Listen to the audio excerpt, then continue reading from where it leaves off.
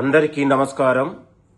300 ఏళ్ల చరిత్ర కలిగిన మూసీ నది ప్రక్షాళన కావచ్చు, శుద్ధీకరణ కావచ్చు, అభివృద్ధి కావచ్చు, ముఖ్యమంత్రి గారు తీసుకున్న నిర్ణయంతో నగర ప్రజలకు తాగునీటి అవసరాలతో పాటు పర్యావరణ ప్రకృతికి కూడా పెద్దపీట వేసి ఏళ్ల తరబడి ఇవాళ మురుగునీటితోని వ్యర్థ పదార్థాలతోని ఇవాళ మూసీ నది అస్తవ్యస్తంగా మారినటువంటి సందర్భంలో ప్రక్షాళనతో పాటు మూసీ నదికి ఒక పెద్ద ఎత్తున అభివృద్ధి చేయాలనేది ముఖ్యమంత్రి గారు తీసుకున్న నిర్ణయం. ఇది గొప్ప నిర్ణయంగా భావిస్తా ఉన్నాం.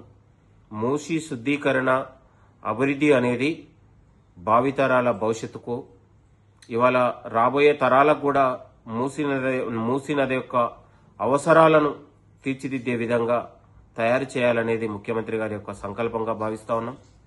27 నెలలుగా మూసీ నది యొక్క శుద్ధీకరణ, అభివృద్ధి, ప్రక్షాళన వివిధ ప్రాంతాలలో, వివిధ దేశాల్లో అనేక ప్రాంతాలను సందర్శించి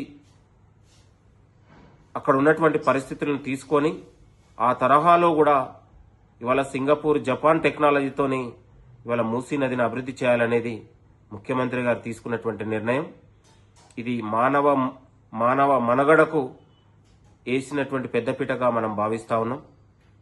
ఇవాళ ఈ మూసీ నది శుద్ధీకరణ కావచ్చు, అభివృద్ధి కావచ్చు, దీనిపైన హరీష్ రావు గారు ప్రతిపక్షాలకు కూడా కనువిప్పు కలగాలి, జ్ఞానోదయం కలగాలి. నిన్న జరిగినటువంటి పవర్ ప్రజెంటేషన్లో ప్రతిపక్షాలు కూడా కనువిప్పు కలిగేలా ఉంది.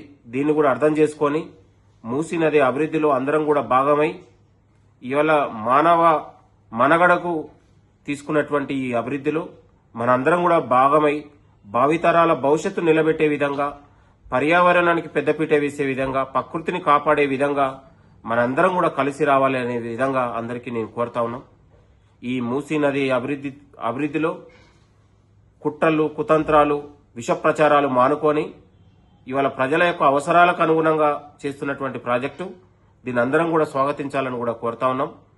ఇవాళ ప్రపంచ దేశాలు గర్వపడే విధంగా, ప్రపంచంలో ఎక్కడ లేని విధంగా ఇవాళ గాంధీ సరోవరు, గాంధీ విగ్రహం అనేది తెలంగాణలో ఇవాళ పెట్టడం అనేది కూడా అది మనందరం కూడా తెలంగాణ రాష్ట్రానికి గర్వకారణంగా మనం కూడా భావిస్తా ఉన్నాం.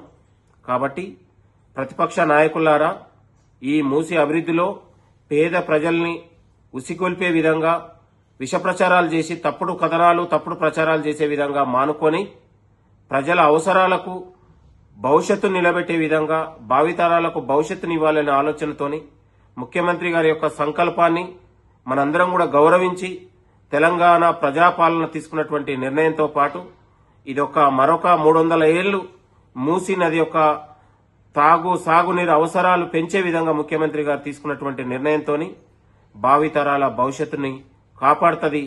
ఇవాళ మానవాళికి, మానవ మనుగడకు, ప్రకృతికి, పర్యావరణానికి పెద్దపీట వేస్తుంది అనేది కూడా మనందరం కూడా కోరుతూ, దయచేసి ఈ రాజకీయాలు మానుకొని మూసీ అభివృద్ధిలో మనందరం కూడా భాగం కావాలని కూడా కోరుతా ఉన్నాం.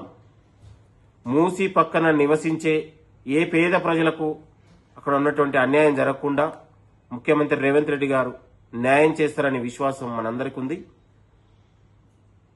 ఈ యొక్క ప్రకృతి ప్రేమికులు కావచ్చు, పర్యావరణ ప్రేమికులు కావచ్చు, ప్రజాస్వామ్యవాదులు కావచ్చు, అందరూ కూడా ఈ యొక్క గొప్ప సంకల్పంలో అందరూ కూడా భాగమై ఈ యొక్క మానవాళికి జరుగుతున్న, ప్రకృతికి జరుగుతున్నటువంటి అభివృద్ధిగా మనందరం కూడా చూడాలని కూడా కోరుతా ఉన్నాం. Thank you. నమస్తే.